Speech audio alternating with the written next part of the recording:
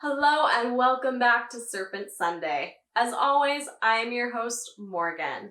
This week we're traveling down to Mesoamerica and exploring some of the mythology surrounding the feathered serpent god Quetzalcoatl. Now, I apologize for any pronunciation errors here. I am very bad at pronunciation and I'm doing my best. Now, this god dates back to the ancient days of Mesoamerica and is best known to be represented as a feathered serpent. Now, anthropologists have found representations of feathered serpents dating back to the 3rd century CE, and it is possible that this particular god was conceived originally as a god of vegetation, with strong associations to wind and water deities as well. Now, most of what we know about this god dates back to 1200 CE. This god was the patron god of priests and merchants, the god of learning, science, agriculture, crafts, and arts. Now, when we're talking about crafts, we're talking about professional crafts like the metalworking, woodworking, things like that, not like arts and crafts that you do with your 5-year-old on Saturday mornings, though those are fun as well. And he's also credited by these cultures as being the inventor of calendars and what we would think of as books. And he's also considered one of the creator gods and a symbol of death and resurrection. He's said to have traveled to the underworld to gather the bones of the ancient dead so that they could be fashioned into modern men and women using some of his blood.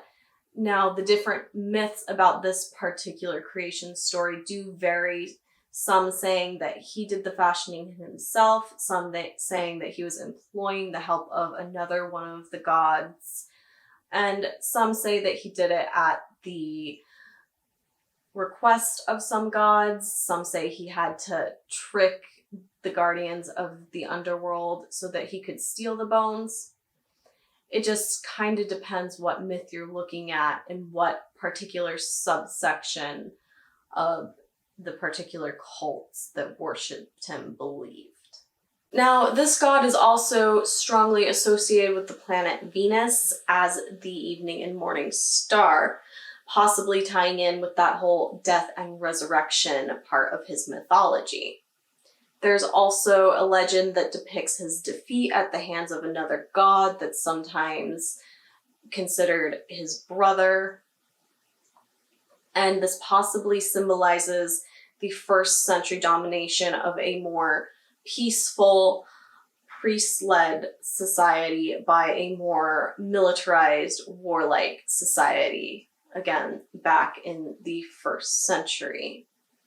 And since myths do tend to hold some part of history in them, and this myth is credited back to around the time when that oral tradition would have been continuing, historians and anthropologists think that that myth does represent that event. Now, in some of the later art, this god is also depicted in a human form a little bit more often than in the serpent form. And in the human form specifically, he is depicted as a god of the wind. And he's usually wearing a mask, some sort of conical hat, and the wind jewel.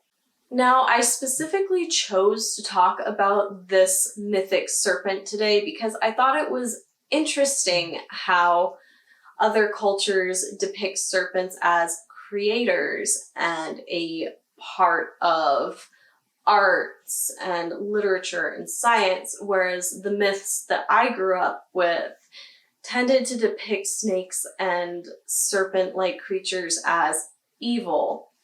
For example, the serpent in the Genesis myth in the Bible.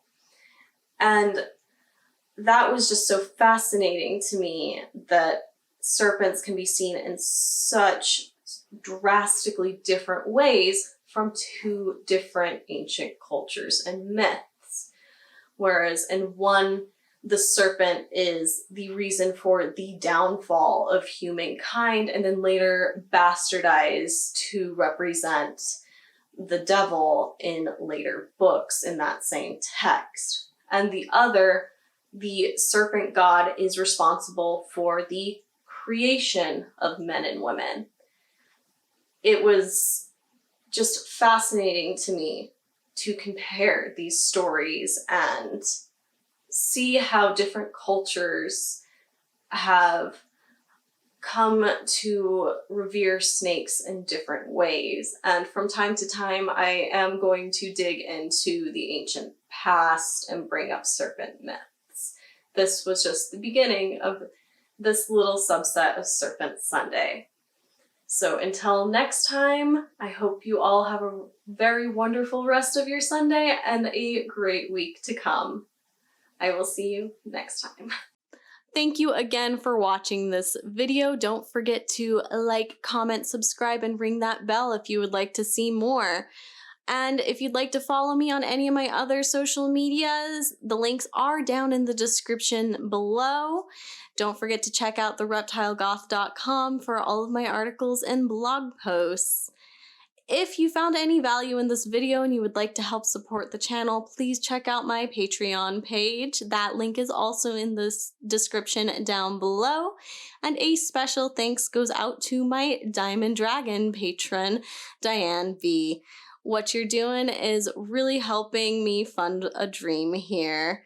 I will see you guys all in the next one.